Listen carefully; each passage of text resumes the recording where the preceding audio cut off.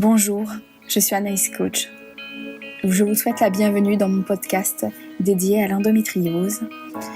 Nous allons partager ici des témoignages poignants, des conseils sur la santé et plein d'autres informations de discussion où nous allons échanger ensemble pour avancer ensemble.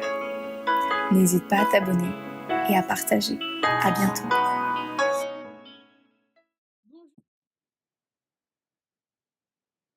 Bonjour Marie, bonjour à celles qui vont nous écouter. Comment vas-tu aujourd'hui?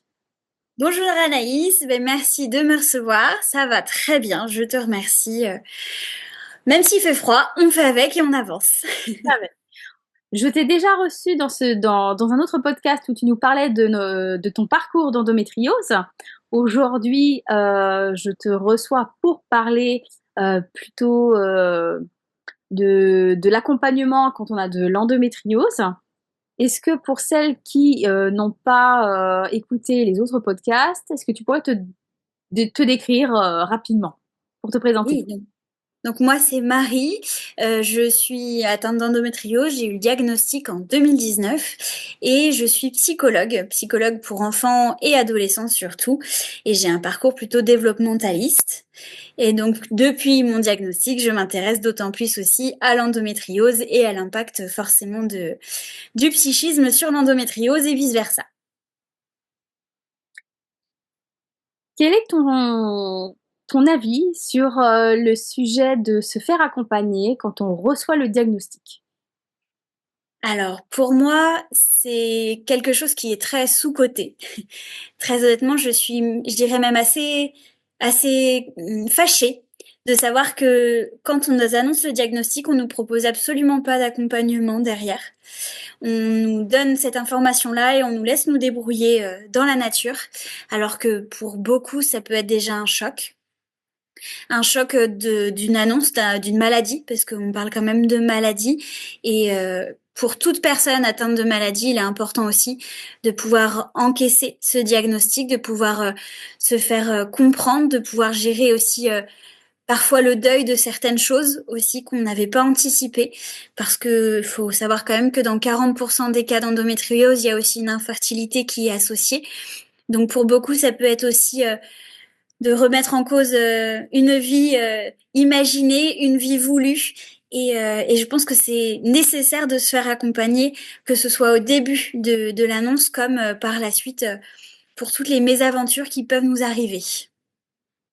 Ça peut aider aussi dans le cadre de faire un deuil aussi d'un début de vie aussi, c'est-à-dire qu'on va fermer un chapitre pour en ouvrir un autre, et peut-être au niveau professionnel, pour certaines, elles ne peuvent plus faire comme elles faisaient. C'était peut-être un métier passion, peut-être qu'elles n'aimaient pas leur métier, donc elles vont pouvoir penser à elles et cheminer, ouvrir une nouvelle porte. Mais des fois, c'est très dur de faire un deuil d'un métier qu'on a toujours aimé et que là, on se dit, je ne peux plus, qu'est-ce que je vais faire, comment je dois faire?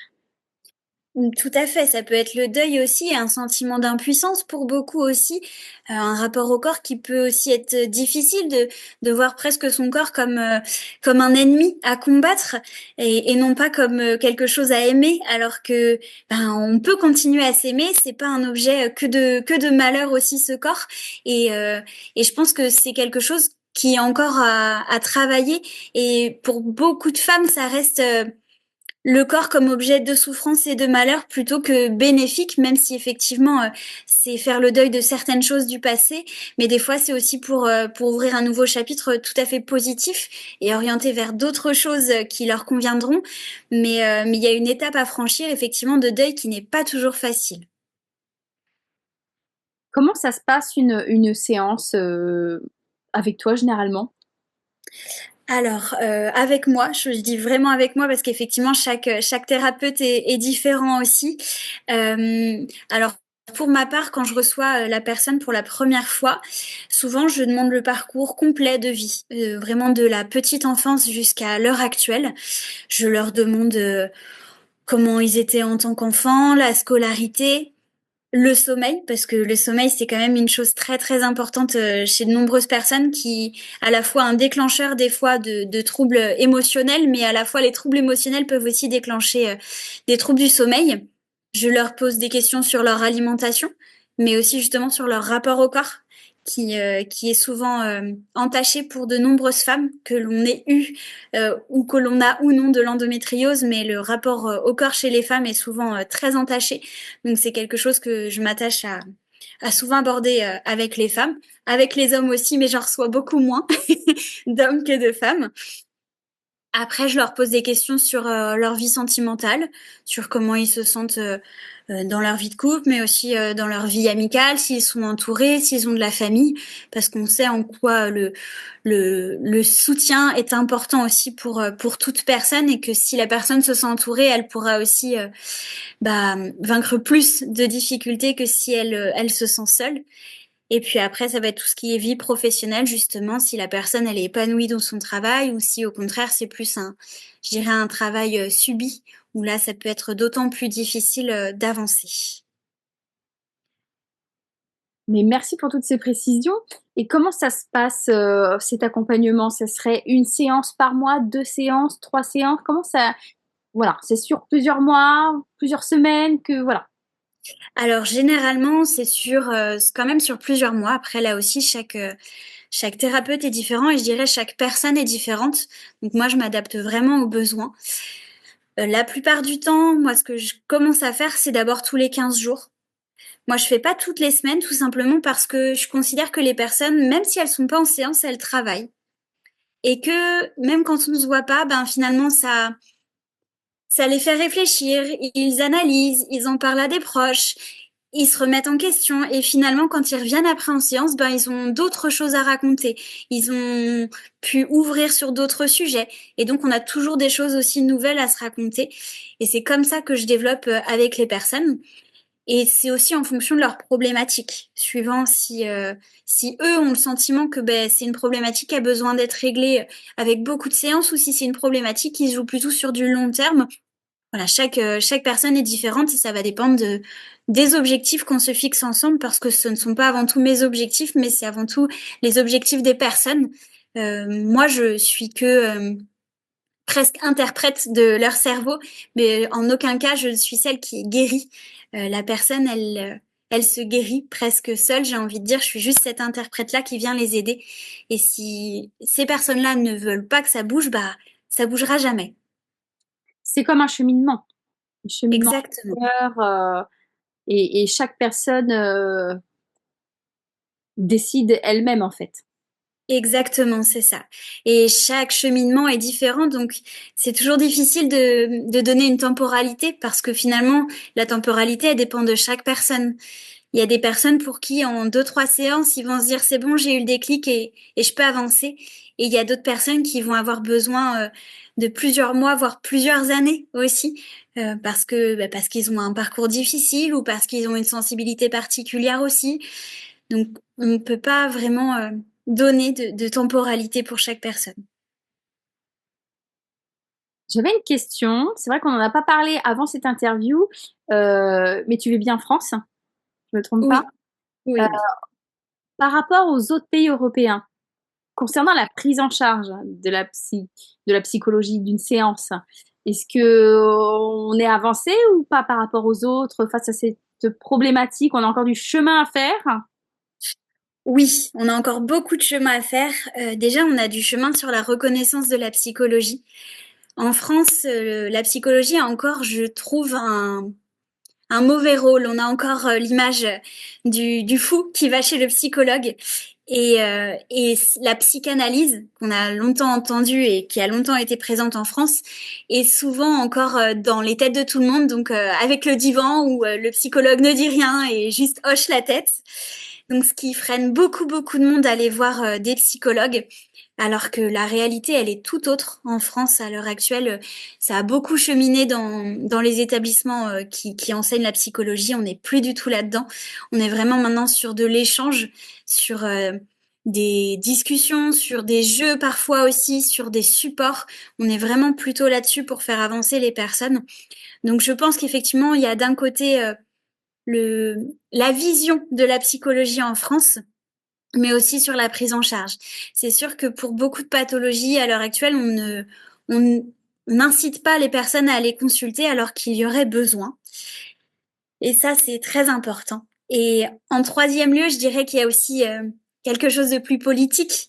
Mais c'est vrai que c'est pas reconnu dans le sens où c'est pas une utilité publique presque d'aller voir un thérapeute, alors que ça devrait l'être. Parce que pour moi, quelqu'un qui va bien, c'est quelqu'un qui derrière prendra sans doute moins d'arrêt maladie, qui sera moins malade aussi parce qu'on sait que le psychisme joue énormément aussi sur le système immunitaire.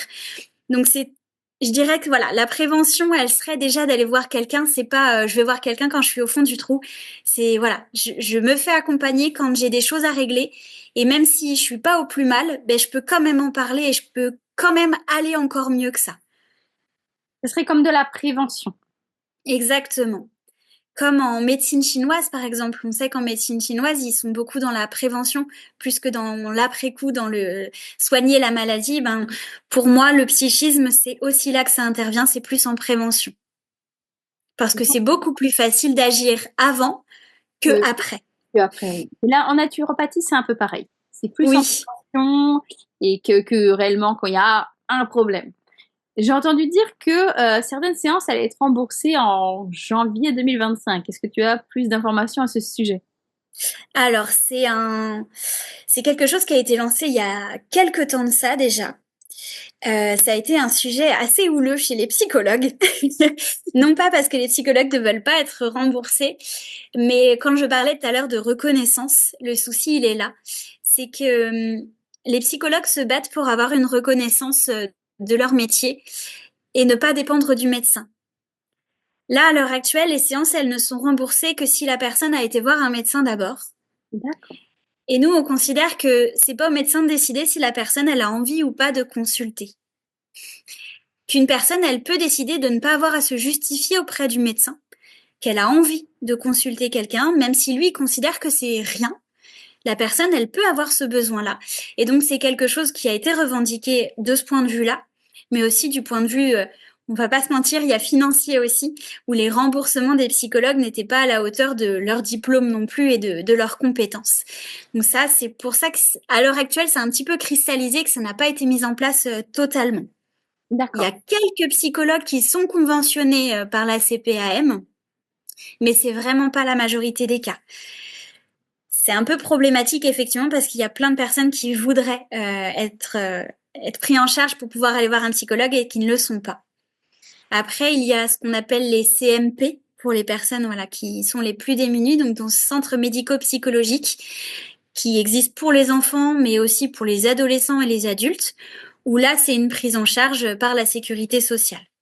Mais il y a des fois un petit temps d'attente. C'est-à-dire que quand on en ressent le besoin, des fois c'est tout de suite et je crois que des fois il y a des mois d'attente. Donc, Exactement.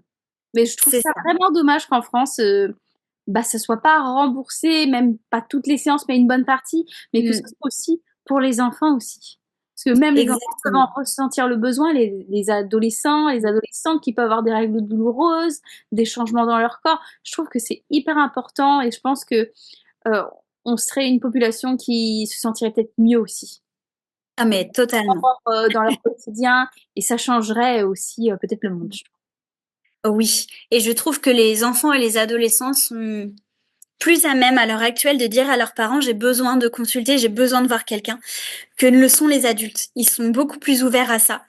Peut-être parce que justement, le monde s'ouvre aussi avec l'inclusion, etc. Mais les enfants sont beaucoup plus au fait de ça, de savoir demander de l'aide, de savoir consulter et de dire quand quelque chose n'est pas normal.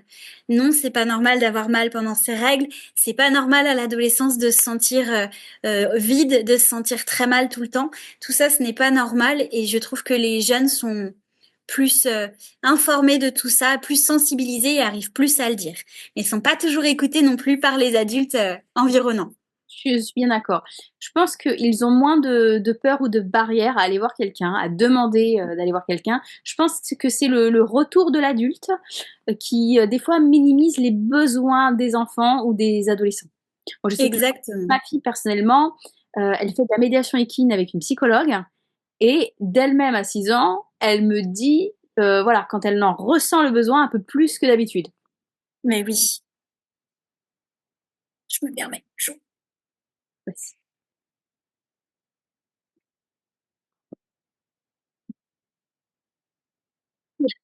Donc, effectivement, les jeunes, je trouve ils sont plus sensibilisés à ça et ils osent dire parce que aussi, on est dans une société où les réseaux sociaux ont du négatif, mais aussi beaucoup de positif. Et du coup, ils sont beaucoup plus informés de tout ce qui est troubles psychiques. Et souvent, c'est les adultes qui viennent leur dire oui, bah, c'est normal, t'es en pleine adolescence, ton corps il change, c'est pas grave. Comme pour les règles, bah, c'est normal d'avoir mal. Moi aussi, j'ai eu mal avant. Et finalement, ça contraint les jeunes dans quelque chose où ils doivent ne rien dire, alors que leur première approche, c'est vraiment d'en parler aussi.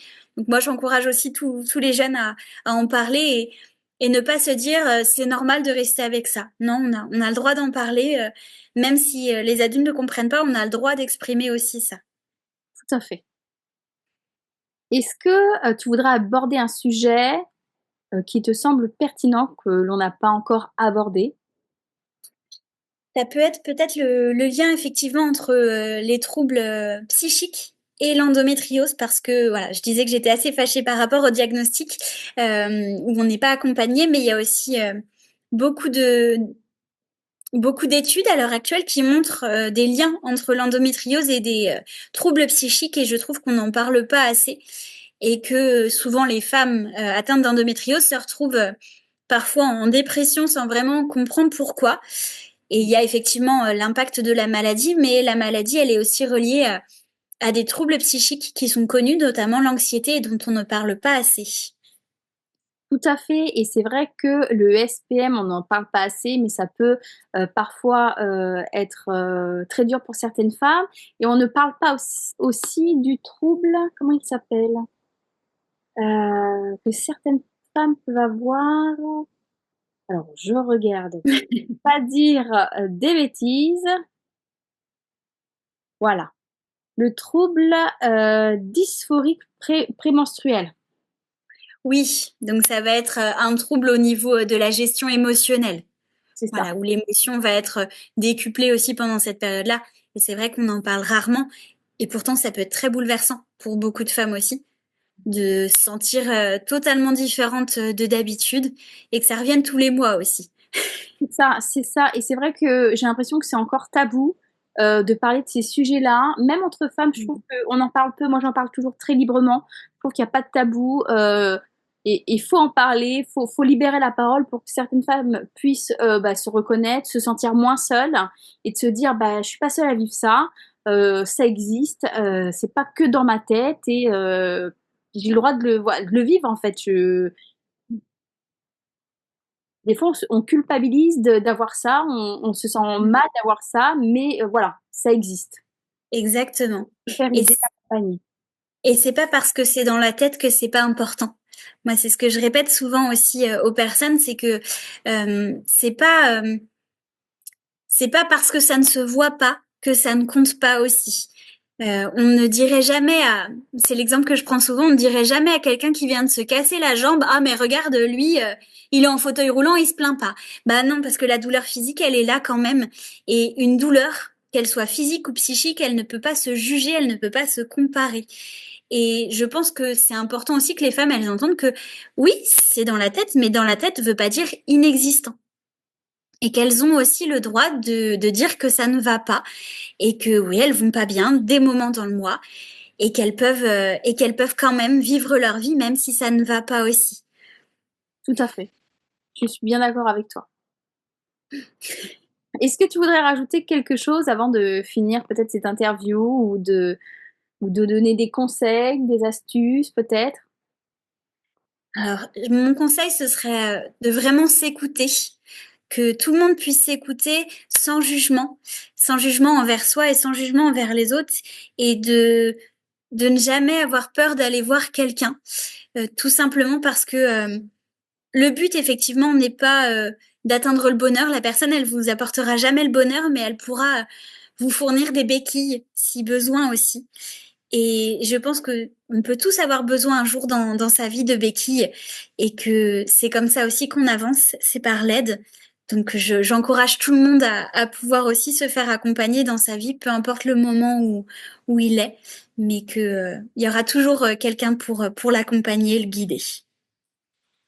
J'ai une petite question. Comment, quelles sont tes astuces pour toi pour trouver un professionnel qui nous conviendrait? Le faire vraiment au feeling. Vraiment. Au feeling, vraiment.